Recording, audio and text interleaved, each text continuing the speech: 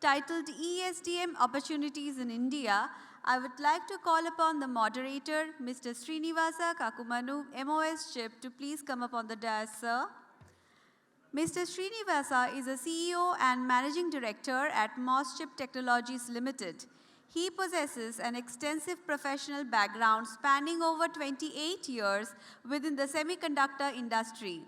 His notable accomplishments include the co-founding of First Pass Semiconductors Private Limited, a prominent VLSI design services organization established in December 2010. Throughout his illustrious career, he has played a key role in leading numerous ASIC tape-outs across the communication, networking, consumer, and computing sectors. Over to Mr. Srinivasa, please. Thank you. Am I audible? Okay, thank you. So, I basically have an elite panel, and I would like to introduce, I would like to invite them one after another. The first one I would like to invite is Prosit Mukherjee.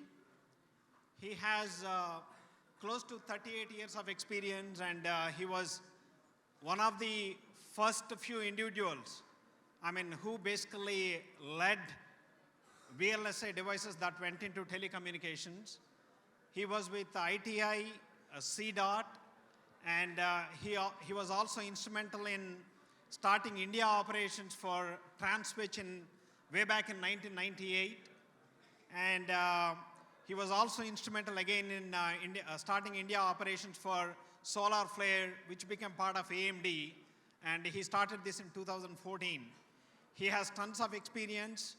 Today, he was also with ITI and CDOT, and right now he's working as Senior Director at Qualcomm, and he's also Noida Qualcomm site head. And I would like to invite Prosit Mukherjee onto the dais.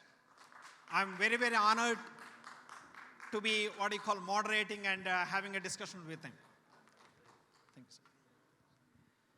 Now the next panelist is Taher Madraswala. And again, he's another industry veteran. Right now, he is a strategic client business partner for Quest Global. And he's basically taking care of growing their semiconductor business, including ASIC turnkey. Before joining Quest Global, he was with Intel, and he was VP and GM of Custom Silicon Group. And he was also with the HAL Computer Systems and Invokers. He was also CEO of Open Silicon, which was an ASIC turnkey company. And he loves Mother Nature, and he's a rugged mountain bike rider. I'm very, very excited to invite him onto the dais. Welcome, Taher. And the next panelist is Sumit Kumar Verma, and he's ex-McKinsey, and he basically joined Keynes Technology, which is basically an ATMP company, assembly, testing, manufacturing and packaging, marking and packaging. And he's also driving mergers and acquisitions in US and Southeast Asia for Keynes. And he's also driving Keynes Academia collaborations with IIT Bombay and BITS Pilani. And I'm very, very excited to have him also to be part of this panel. Sumit, please come on.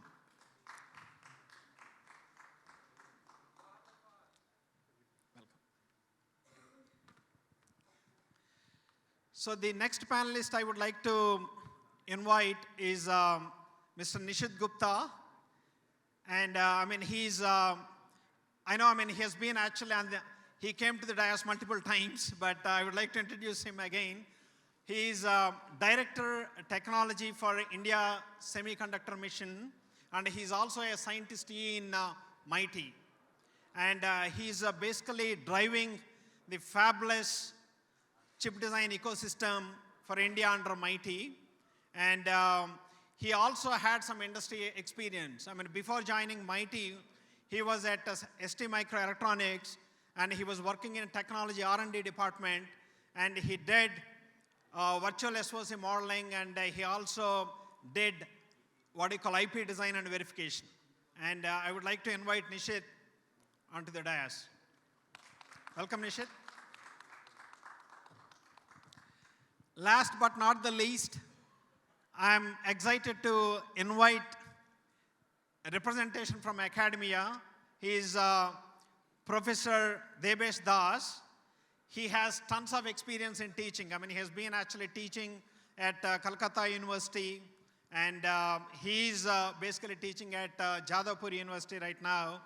And he has a PhD, and he has, I mean, apart from teaching, he has a lot of interest in VLSI research. He has been working on researching VLSI design, verification, logic synthesis, and so on and so forth. And he has been a visiting professor to a lot of universities overseas. And he has also produced, I think, more than 125 papers at international conferences. And under his guidance, there were about 16 students who were actually awarded PhD. And I was also happy to learn that he was once an IT minister for West Bengal government. This was between 2006 and 2011. I am very honored to invite Professor Debesh Das to this panel discussion. Please come on board.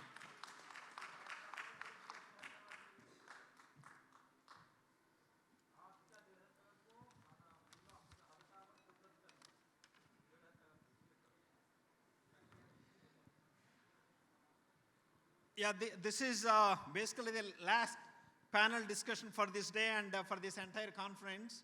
And I hope we would be able to keep you guys engaged. So, first of all, I mean, before I start the conversation with the panel members, because there are a lot of students, I would also like to define what ESDM is, right? I mean, the panel discussion is about ESDM opportunities in India. ESDM is Electronic Systems Design and Manufacturing, and this sector basically covers two things. One is the chip design all the way to what you call manufacturing, assembly, testing, packaging, and all that. That is one part of it. And the other part is the end product, the electronic hardware products that basically go into, say, consumer electronics, aerospace, navigation, medical, and so on and so forth, right? So that is what ESDM actually covers. Today we have a representation from a fabulous semicon company, and we also have a representation from Design Services House. We have a representation from OSAT ATMP, and we also have a representation from academia, and of course, government, right? That basically covers the, what you call, majority of the ecosystem in ESDM. And see, it is estimated that ESDM sector is going to grow at 16 to 17% annually. CAGR is going to be about 17%. And this market was about $90 billion in 2019. And by 2025, it is expected to grow to 220 billion. And in another 2 years, I mean, from that point, it is expected to grow to $300 billion. I'm talking about the entire ESDM spectrum. Out of which, I mean, semiconductor market is about 25 billion or so. Maybe it is expected to, what I call, grow to like 4 times in the next 4 or 5 years, right? And the reason why there is what I call so much of growth that is possible in India is, there are 3 main reasons. One is, there is a robust demand for consumer electronics. I mean, we have like 1.4 billion people, and a lot of people means, I mean, what I call a lot of buying capacity. And there is also a lot of disposable income India is shining, people are earning money, and people have actually started spending money. And there is a lot of demand for electronics. And the other, what you call advantage is, I mean, we have so many engineering colleges in India. There are about 600,000 engineers, electronics engineers, that are coming out of institutes every year. There is so much of talent in India. And talent is the key, right? And the third thing is, there are what you call very attractive policies, incentives, schemes under India Semiconductor Mission that the government of India is actually promoting. That is another reason why, I mean, we expect the anticipation is there, right? And the ESDM sector is definitely going to play an important role in achieving our $1 trillion digital economy, right, by 2025 or so. And from India Brand Equity Foundation website, I have also learned that in FY23, our electronics exports have actually gone to $25 billion. Compared to the previous year, this is about 50% growth. And I mean, for every electronics, the heart of the electronics, the core is the chip. So first I would actually like to go to Prosit to basically understand, I mean, to basically learn about how fabless semicon footprint has actually evolved over the years in India. When I started my career like 25 plus years ago, there were hardly any companies. Maybe when Prosit actually started off, maybe there weren't any. I mean, he was with the ITI and C dot, right? So, but in last 30 years, things have changed quite a bit, and we have come a long way. I would like to, what I call, get his perspective on the fabless semicon footprint in India and the growth opportunities that we basically have over the next 3 to 5 years. And I would also like to have him talk about Qualcomm, right? I mean, this is a forum where people should actually talk about the companies they are representing. So I'm actually okay for him to talk about the growth plans that Qualcomm has. Prosit. Okay, thank you very much, Srinivasa. Thanks a lot. First of all, thanks to the organizing committee for giving this opportunity to talk over here. Being the oldest, I guess, in this, one of the oldest in this industry, you are asking me to wrap the history of fabless semiconductor house for a few minutes or so. It's a difficult task. But I guess, I think we all know that at some point of time, it started mostly with the government research laboratories. And at mid-80s, I think first TI was the first to come in India. And then the liberalization happened in the 90s, and then the whole thing started, increasing. And by 2003 or 5, I guess, most of the major fabless design houses, they had a footprint in India. And as on date, I mean, if I really look at, and since then the growth has been continuous, and as on date, I believe we have almost a 20% of the global VLSI design communities in India is approximately 150,000 people. They are directly engaged with this particular industry, and so on and so forth. And that's how the whole thing progressed. And it is not just that the fabless design activities what it progressed over here. Along with that, the respective areas of the software development, the board development, the chips, once they come back, you have to validate those chips, those activities. So majorly, almost all the major fabless design houses, their presence is in all aspects of the silicon design. Whether it is the design, verification, physical design, post-silicon validation, everything. And that's how this whole thing has grown. So it's kind of taking a timestamp at this point of time where we are, okay? And if you really look at what it's on our face, basically. When we started maybe 20, 30 years back, at that point of time, it was just few, tens or hundreds of millions of dollars of worth of electronic industry or, in India. Today, the industry, as you said, I mean, it is $25 to $27 billion industry. In next 3, 4, 5 years, it is supposed to go to the $100 billion. So you have a design houses adequately supported by the EDA companies, adequately supported by the academic institutions. And now you have got a captive market within India for consumption market of $100 billion within 2030. So that's what is basically is on our face. So this is where we are. Now, in terms of taking, supplying, or in terms of directly addressing to that market, there are areas where still certain work need to be done. Maybe I think we can touch it upon later on. But where we are as on date, just as an example, you took the name of Qualcomm, so that's why I'm just telling about the Qualcomm. It started maybe around 13, 14 years. Today we are within India around 12,000 people who are directly engaged on this software and the VLSI development. Last year we concluded 100 designs, 100 silicon design from India, end-to-end 100 silicon design. So in approximately 7 to 8 chips a year.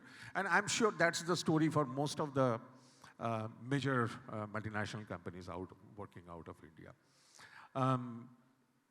This industry requires certain support. This industry requires customer validation support, end customer validation support. This industry requires patient funding. There are certain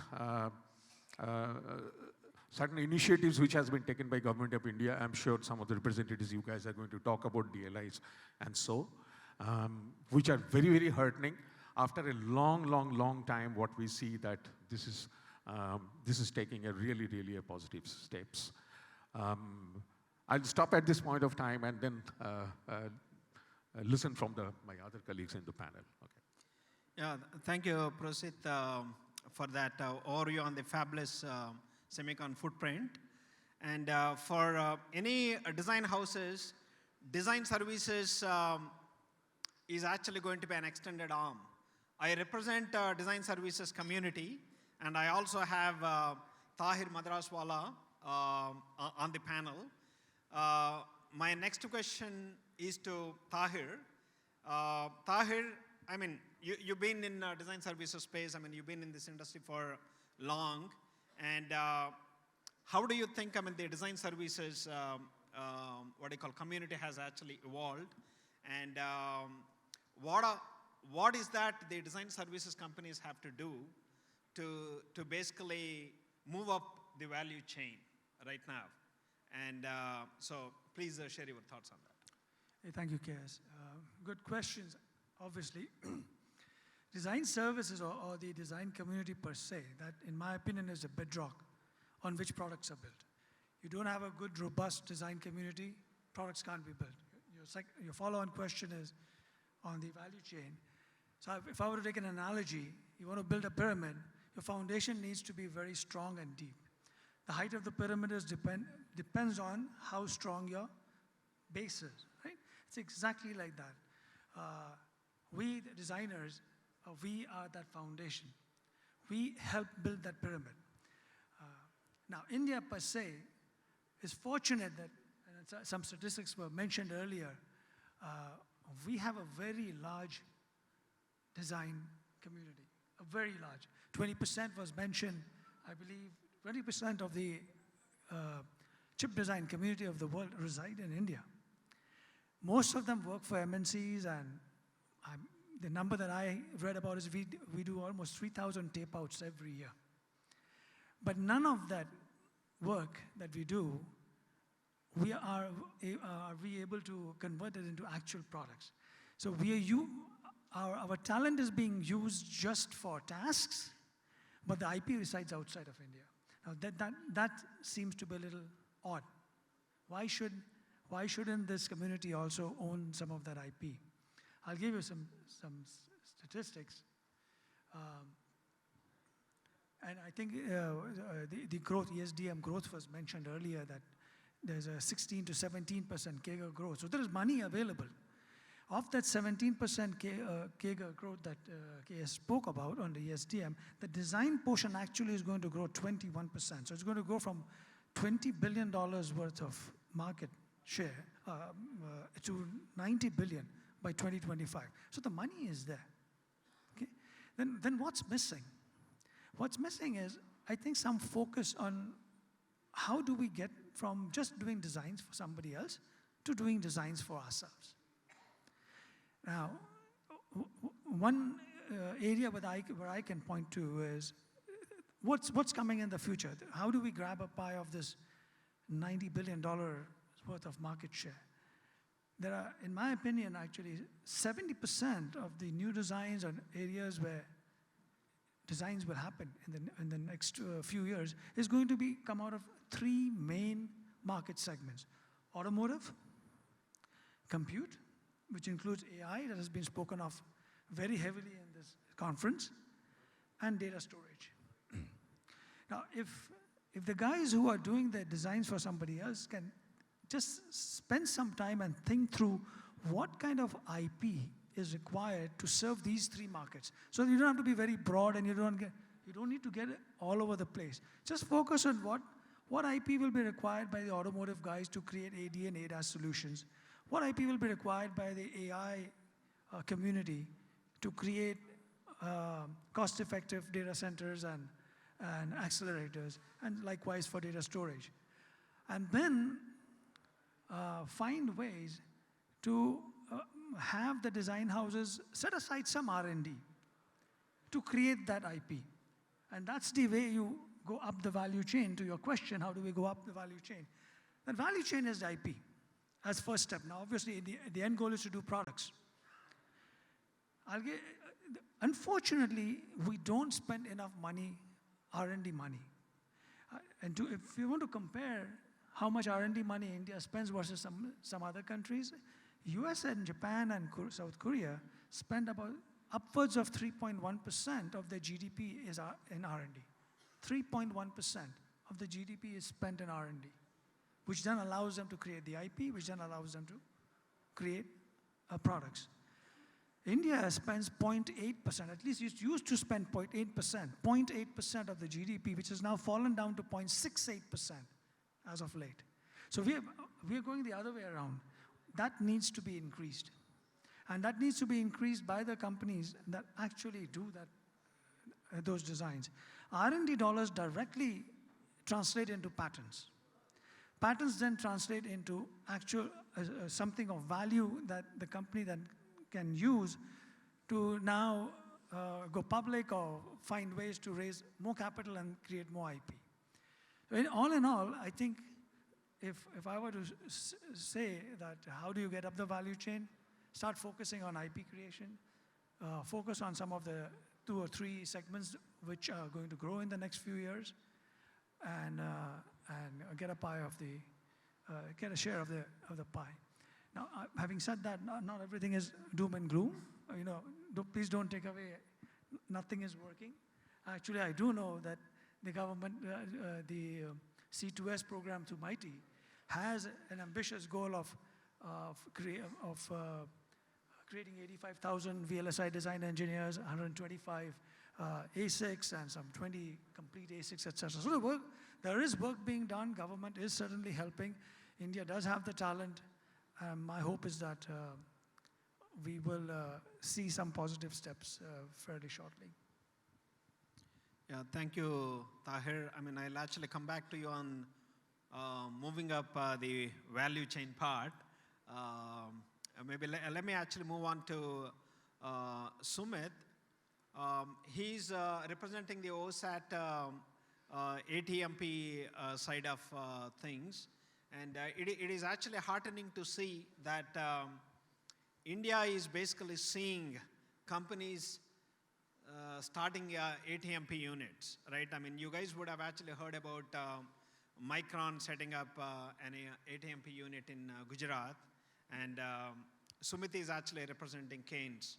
I would like to go to him to request him to talk about the plans of Keynes, and also ATMP being a new piece in a way in India, what kind of challenges that they actually foresee and how they would like to overcome them? Because there could be some supply chain, what I call constraints, and there might be some hardships, even in terms of the skills also, right? So I would like to hear from Sumit on how Keynes is actually planning to go through the journey. Thank you, Srinivasa, for giving me the opportunity to take this topic. As you said, talking about the company itself as an introduction, Keynes Technology is a company which is in ESM space for almost 3 decades. It is one of the oldest companies into ESM, which is, I would say, a company which is high mix, low volume. It is a company which is into across verticals of automotive, railways, defense, and IoT and medical as well. We are the company which are into PCBA, wire harness, and all the other products possible into ESM lines.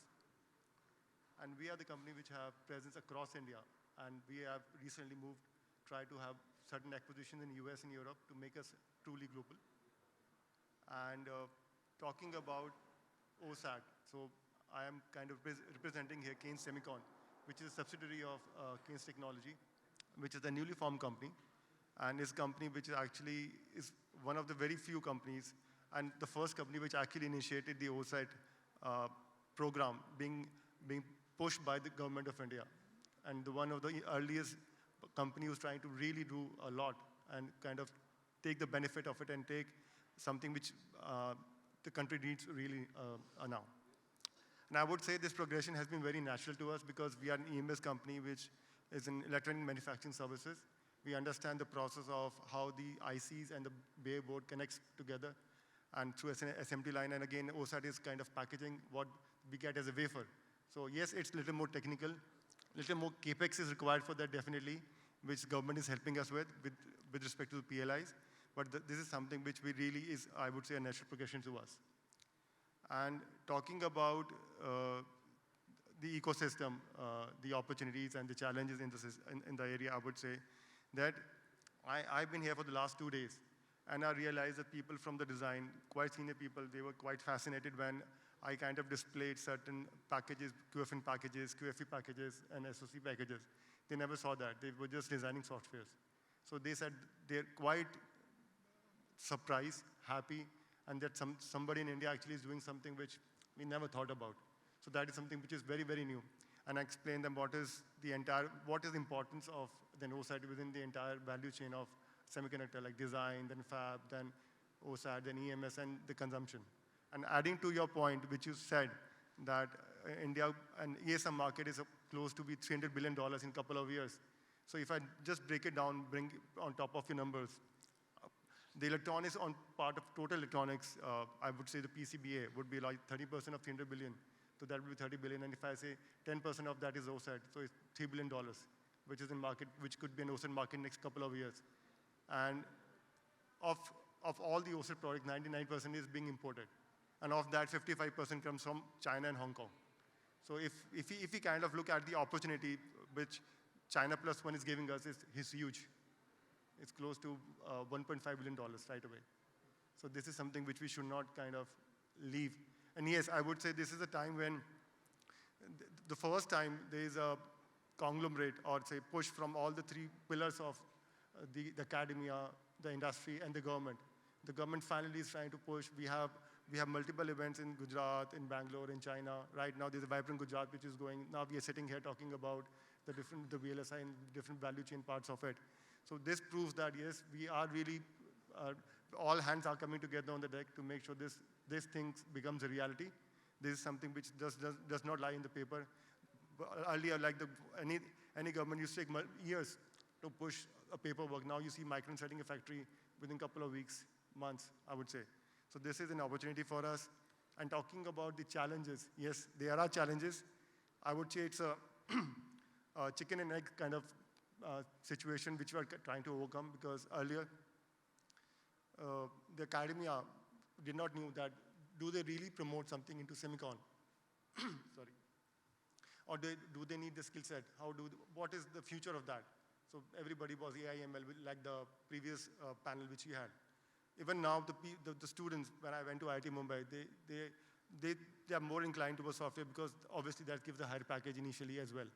Nobody wants to spend a couple of years and understand why to spend 3 years. But I say, and what I've been talking to different senior people in the industry, that post couple of years, you are a resource which is irreplaceable. You have a value which is nobody else can bring because it's something which you work with the machine, you understand it, what is the value of it, and you would do hands-on. So that is the part of it, I would say. And yes, as you already mentioned while introducing about me, that we already have a tie-up with IIT Mumbai. We're talking to IIT Hyderabad, Bitch Pilani.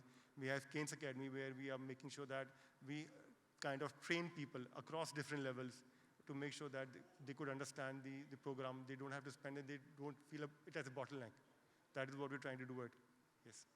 Yeah. Thank you, Sumit. I mean, all the opportunities, they also pose challenges. I wholeheartedly wish, Keynes an excellent success because this ATMP success is going to be extremely important because that might actually lead a pathway for the chip fabs to actually come. Then we will truly become self-reliant, right? We do the designs, we get them manufactured, we do the entire ATMP and build electronic products, use locally, and export internationally also. Wish you all the best, Sumit. And obviously, for the chip design and the ATMP work and for everything, the skill is actually important, right? In fact, I ran a design services company myself before I was acquired. My company was acquired by MosChip in 2018. And apart from the design services company, I used to have a training institute also. It is called Institute of Silicon Systems, which became MosChip Institute of Silicon Systems. And as part of, from this institute over the last 13, 14 years, we trained more than 2,000 students in the chip design cycle, like front-end, back-end, analog front-end, and analog back-end. And about 600 engineers are actually with us today. So the reason why we had to actually take that route is there is a huge gap between what industry needs and what students basically have or possess at the end of their engineering or masters. There is a huge gap. That gap, we've been actually working as an ecosystem to reduce that gap, but we still see a lot of problems. What we really want to see is, we really want these students to be trainable, right? They don't need to be industry ready. As long as they are trainable, we can train them and deploy them on projects. And what I understand is, today we have about 150,000 semiconductor professionals in India, and we need another 150,000 in the next 5 years or so. And we cannot actually create them overnight. So that is why the role of academia is extremely, extremely important. So a lot of fundamentals need to be taught in in engineering or universities. And that is the only way we can actually meet the huge demand that we basically have in front of us. And with that context, I would like to go to Dr. Debesh Das to talk about the way, basically the VLSI exposure has actually evolved in engineering colleges and universities, and what else we should actually do to reduce the gap between what industry needs and what the institutes can offer.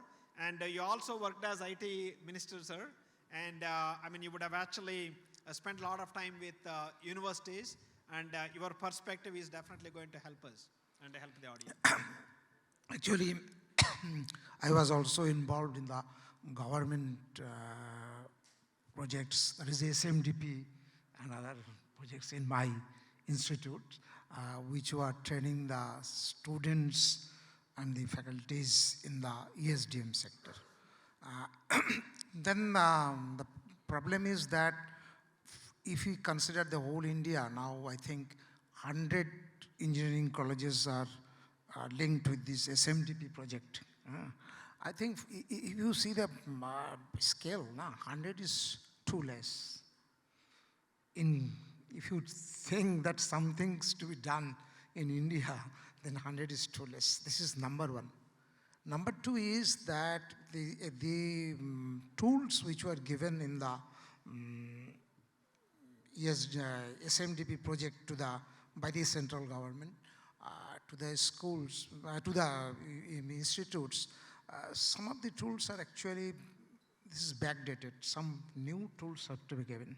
For my case, I can see that as I was a faculty in Jadavpur University, I wrote some separate project to the Meitei, and I got it. And I got some advanced tools from them. So these tools may be given to by the SMDP. I think for the development of the ESDM, you see these companies, what they have told, they have done a good job, you see. From these situations, the Qualcomm told that they have produced over 100 chips. This is very good. You see, this is really encouraging. But for a development in India about this ESDM, I think government has to play a greater role. So that in case of any development in India, the ESDM needs some infrastructure. Infrastructure means that suppose you see in case of development of India, these highways, power plants, railways, that were done by government. And still more than 90% are in the government. So to produce this infrastructure, I think government has to take some decisions. In the 2012, I think it was told in this JAS that that was the starting point of this semiconductor policy. It went through some iterations, and lastly, the 2022 is some semiconductor policy has come. In this case, we need actually, with this fabless, we also need fab. And this fab cannot be obtained, cannot be done by this. As I was minister, I approached several industrialists in India. Actually, I talked with them, and I could understand that they would not do this because business in other side is more lucrative. Not in the fab business is not lucrative for them. So India should do this fab, and government of India should start this. It should be, there has been attempt previously with the public-private partnership, etc., but it has not materialized. So this should be done. And regarding the state government has also some role, I think, for state government. The last policy, the 2022 is very good. But in the state government, I planned in my state that some building should be there. Actually, the IIT Kharagpur gave me a project, gave me some project report. There some building should be there, which will be called as the India Design Center. Then some floors should be some EDA tools and etc. that will be purchased by the government, and that will be given at a cheap rate to the companies such that entrepreneurs can come and can use this. All right. So we started this, but I could not finish it. But this type of system, I think, state governments can do. That's one building dedicated for the chip design and etc. This can be done, and that will be helpful to the entrepreneurs, to the startups and etc. I think these are the ways the government can help, and also in one more important thing you see in the 2014 March, the government started a very good project, Visheshwaraya PhD scheme. This is still there, I think. What has happened in the last minute, this project was for the PhD scheme for the development of the ESDM. The last minute, the government put ESDM / IT, ITES. You see, USDM is not IT and ITES. All right. And what happened for this project, for this PhD scheme? Several universities appointed PhD students from natural language processing, from pattern recognition, from fuzzy, and these things, not in the ESDM. So I think this time this is going to the second phase. So I request the ministry representative to put it only ESDM. IT is good. I'm not against IT. But if you do it IT, ESDM, then you put it only ESDM.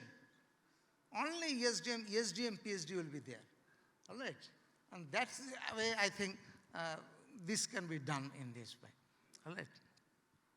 Yeah, thank you, Professor Das. In fact, I mean, I can actually give one real-life example. In fact, when we were hiring students from some colleges, when I was running my own company, what we basically realized was even though the students were actually good, the exposure that they were getting during their education wasn't up to the mark. So what we did is, I mean, it is just the lack of exposure, right? Nothing else. And what we did is we basically trained their lecturers and gave them industrial exposure, practical exposure to design problems and so on and so forth. And that was in turn taught to the students, from the future batches. And when we were hiring students, I mean, from that point onwards, the level at which they were entering our company was pretty good. So it became a lot more easier for us to train them, and they became productive, pretty quickly. So we always talk about the industry academia collaboration that actually, I mean, they need to go hand in hand. But a lot of times, industry guys, I mean, they actually become busy with their own time to market constraints, their own project delivery constraints, and so on and so forth.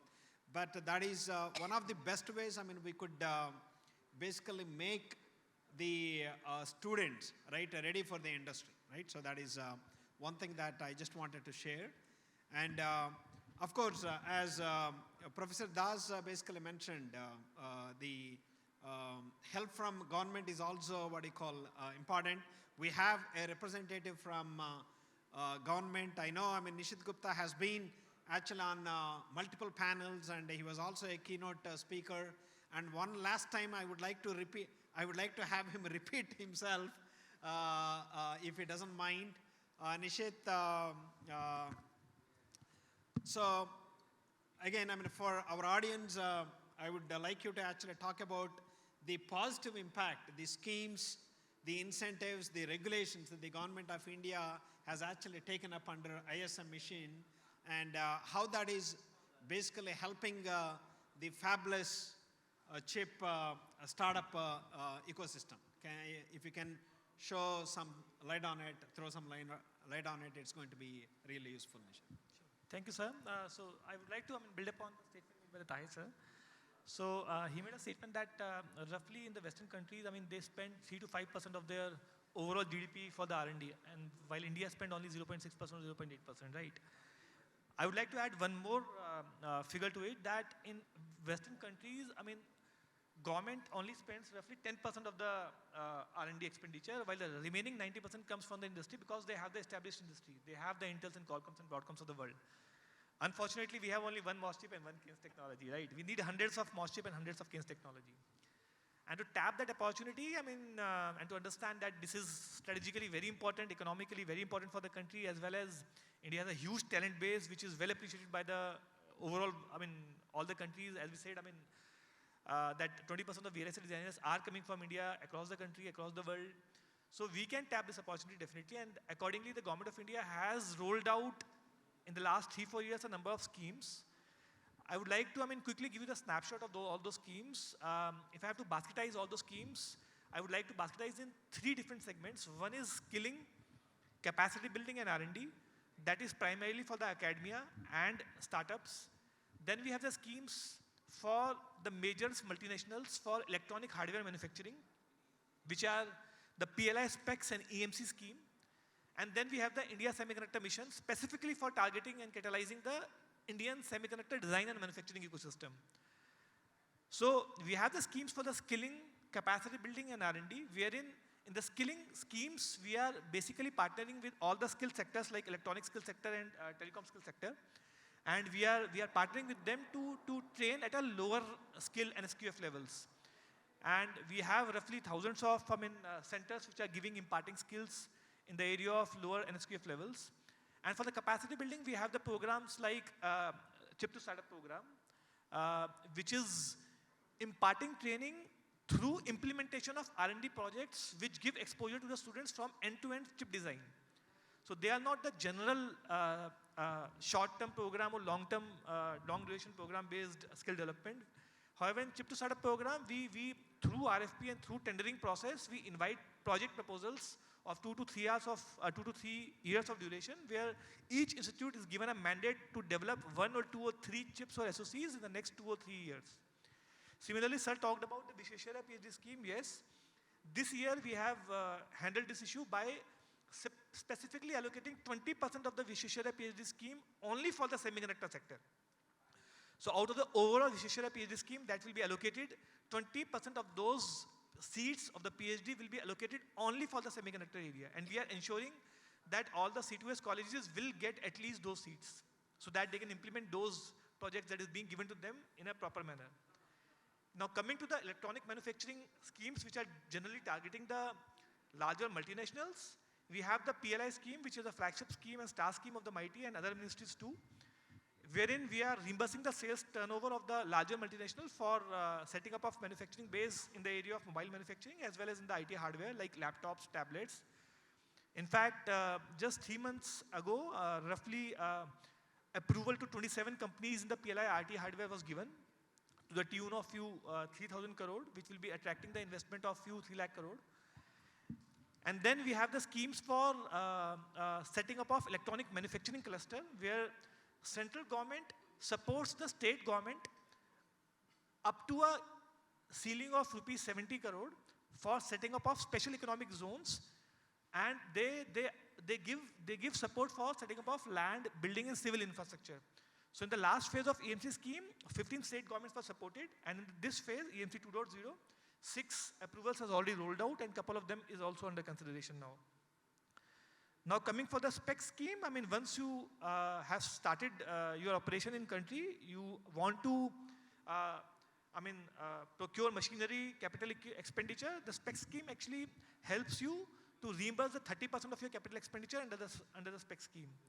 Then coming to the most important scheme, which is the India Semiconductor Mission ISM Semicon Policy, which has been rolled out a couple of years ago with a total outlay of $10 billion.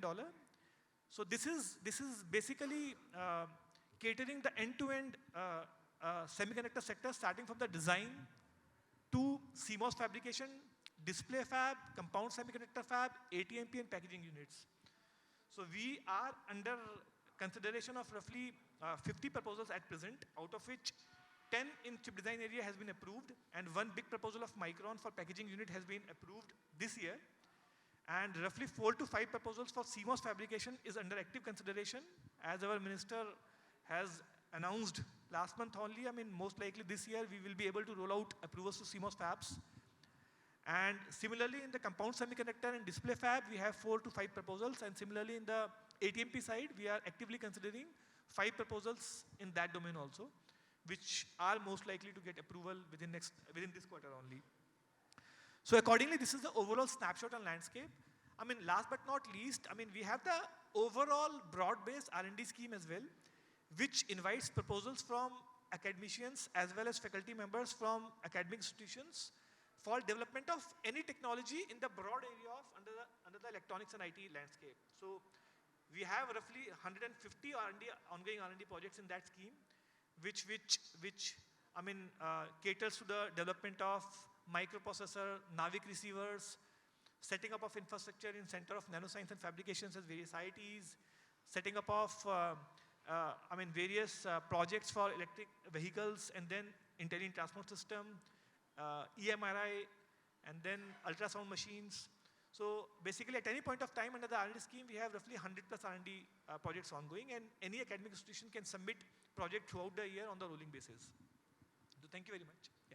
Yeah, thank you, Nishit. I know you've been talking about it, and there are a couple of things that I actually wanted to share with you all.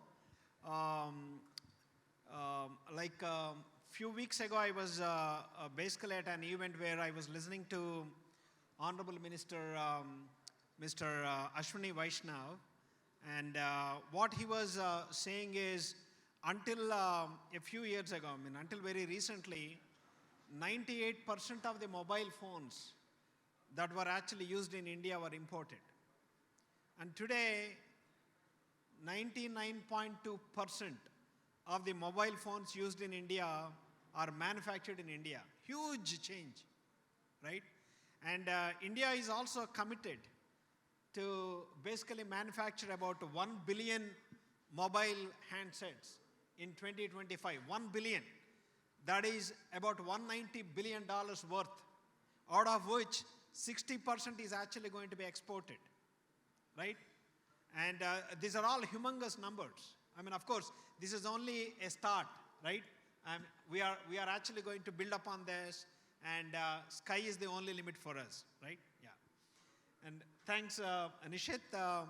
And he basically talked about startups, and I would like to go back to Prosit, and he has been in the industry for quite a long time. I would like to basically have him share his thoughts on some of the mega trends in the industry, and what some of these youngsters can actually, if they have any ideas, where they can, transform their idea into a product. So I would like to hear from him on the startup opportunities that the people can, foresee in the coming years. Yeah, thank you. I think the two ways of looking at it, one is whether it is a challenge or an opportunity. I always look at these things as opportunities, okay? Last 3 days within in this conference, I guess we heard many times about the trends and where the challenges are coming up and so on and so forth. I think AI, every 3 sentences or 1.5 sentences, I guess we get to hear the AI as a component. And there are companies, there are multinational companies, there are other companies. They are within India, they're working diligently to resolve these issues, whether it's working on the next generation of CPU, GPU, or the neural processor unit. By the way, AI requires all 3 components, not just the GPU. So it's a combined way of all these 3 processors plus the software element that concludes the AI story. So I guess diligently there are people who are working on it. Startup environment, I guess this is a much improved environment. I think that the tons of the schemes from the government, what he just mentioned, I think they are extremely encouraging, because this is one thing which had always been missing, that there is some patient money, as I always say about that, which is required for this particular industry, where people need to be a little bit patient. It cannot just give you the ROI within a year or 2 or so. It will require some time to get to that level. So there has to be certain certain investment with that kind of a long-term view has to be there, and there is nothing like government putting up that kind of effort. On top of that, I think the rest of the companies, the people are pretty smart. Engineering community is pretty smart. They just need to have their cost and competence. these two, up all the time. I think that these two are taken care of, and generally the industry had been very, very diligent in keeping them up. We have heard many startup companies, couple of the companies during this conference itself, some of the work they have been doing is mind-boggling. They are very, very nice. So I guess engineering community will solve these problems. That's not the issue. There are two critical problems have always plagued this industry. One is the validation and support of the end customer. We had all along been, dependent on the West about the final product specification or meeting the customers and getting the customer's viewpoint that what is needed for this market and how to do that. Once the specification is there, the specification of the silicon, we have made it, this is like a given. I think we can do it with our eyes closed. But what is required? Continuously interacting with the customers and so on and so forth. This is one area, and the other is the funding with a long-term view. Third is, this is like a chariot race where you have 4 or 5 horses, okay? You cannot have one horse, moving at a higher speed like the design community services. They are moving at a higher speed, whereas you don't have a fabrication side, you don't have the people to support that community. It does not occur that way. It has taken time, but slowly, what we see is a very, very encouraging trend from the government, from the entire community. Everybody understand that this has to be a concerted effort from all quarters to give this the right kind of a push. And that is what is happening, whether it is the OSAT area, whether it is the fab area, whether it is putting up more engineering colleges or putting up more critical skill development within the industry. I think everything is happening. So from that standpoint, I see that the startup community, they should be highly, highly encouraged today. I think you have a ready partner to fund you. You have a ready partner to give you space. The only thing I'm sure, I think what I believe, that the first employee they should hire is the guy who should be sitting out in the West, who is interacting with the customers day-to-day basis. That's how it is. Thank you, Prosit, for those thoughts. I think we are basically suggested that we are running out of time. Before we conclude the panel discussion, we would like to open the floor for a couple of questions from the audience. We don't want to actually leave the panel discussion without questions from audience. Customer feedback.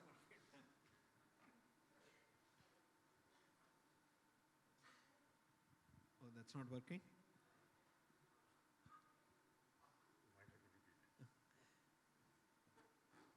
Oh, so we would like to actually encourage audience to ask questions. We have time for 2 questions.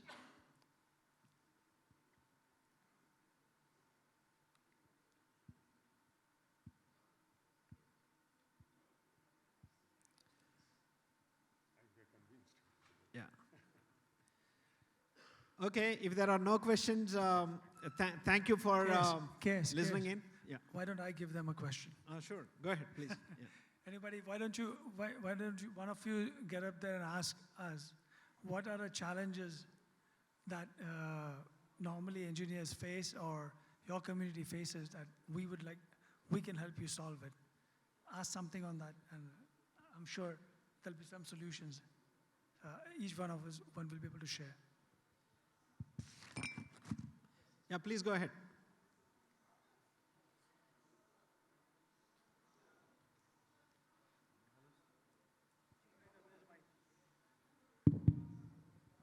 Hello sir, I'm Kumar Das. I'm a research scholar, and I have already, I'm a founder of my startup. It's already started, and just 1 year. And we have faced a lot of problem in managing the employees and gathering funds, everything. And first of all, how to choose the exact product, what actually market needs. Because as I'm an engineer, I'm not that much of knowledge of market. So suppose I have my product, how much value it has in the market currently in India or in the world, how to know that, like data analysis part. So that is my first question. If you kindly address this. Prosit or Taher, you want to take it? Maybe I can help you answer to an extent, right?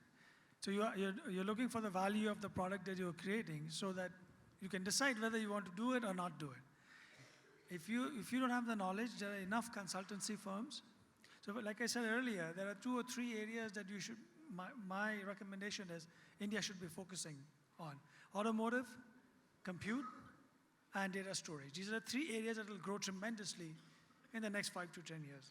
Okay? That doesn't mean that there are other areas are not growing, but these are the main areas. Now, if you don't have enough knowledge in the automotive sector, hire a consultant who will give you the data and who will point you, or at least focus you into one specific area. They might say, okay, you know what, let's say the informatics chips. There are only 3 companies in the world that do it. Okay? And this is the market value of those chips. If that becomes interesting to you, you can do a little bit more research and get into doing a product for that. Whereas if the guy comes back and tells you that, you know, there are 700 companies that are doing chips for the radar subsystem. You don't want to start that. Why do you want to be the 701st one to compete? So that's the approach you want to take. If you don't have to know everything. Like he said earlier, if somebody writes a spec, I think most of you guys sitting here, if you're given a spec, you can create a product. The challenge is to create the spec, and if you don't know that, hire a consultant. Okay, understand. I'll give you another thing, okay, if you don't mind. Is it okay? Can I take another 2 minutes? So one other area, before you start doing an actual product, which is the most risky thing, to your point, that if you don't nail down the spec correctly and if you don't nail down the market segment correctly, the chances of success become low.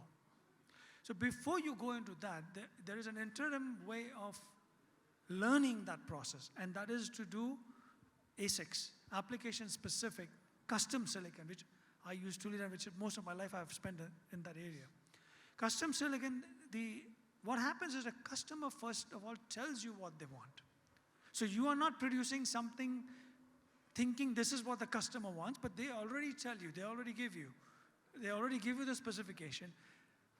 So half your battle is won. Now you know you're producing it, something that somebody already needs it. Now, when somebody tells you, build me something, then now the risk is that you're not going to make enough money on it because somebody has already told you what to build. Yeah. So yeah, fair enough, it's not on the complete right side where you're going to become the next NVIDIA, but it's not going to be on the left side also where you're only going to land up doing just design for somebody else. Somewhere in between is where you start. And then after you've done 300 chips like I have done, you will know exactly what products to make.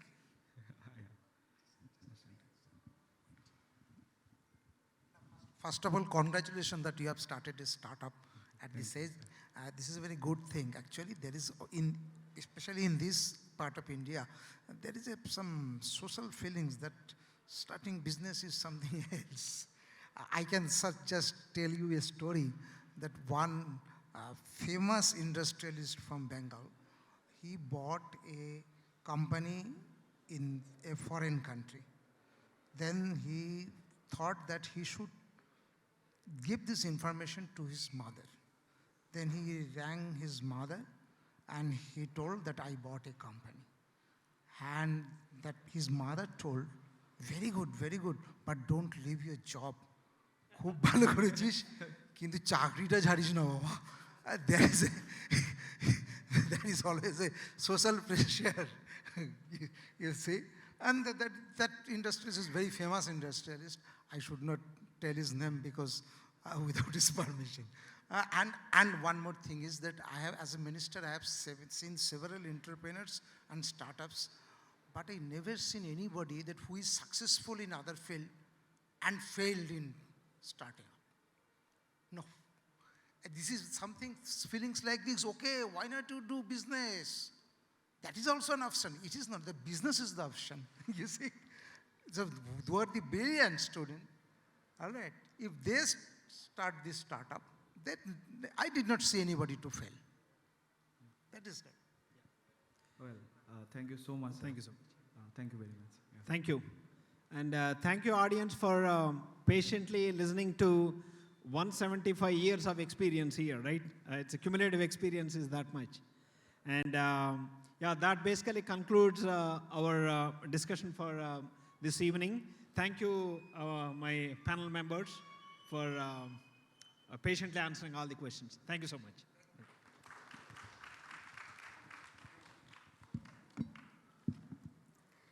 Thank you, Srinivasa and the panelists for the excellent talk.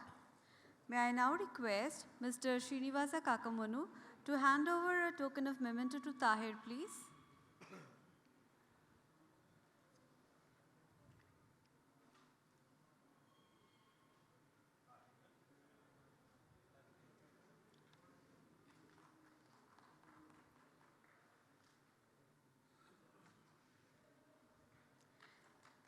Srinivasa to Debesh Das, please.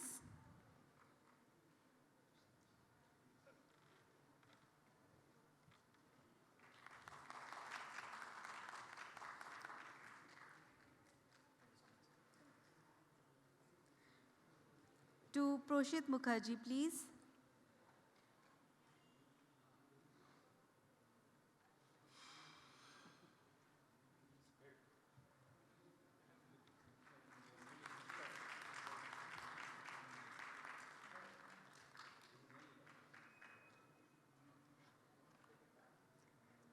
To Nishit Gupta, please.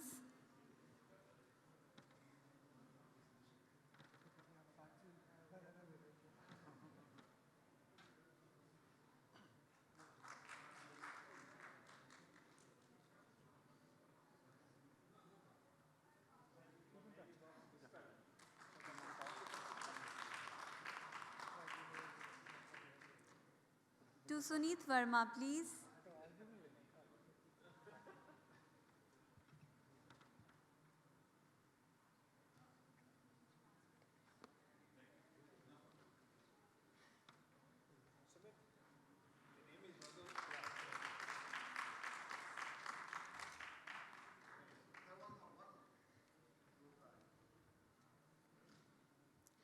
Now, as a token of appreciation, may I request Mr. Anupam Datta of Global Foundries to hand over a memento to Mr. Srinivasa Kakumanu, please.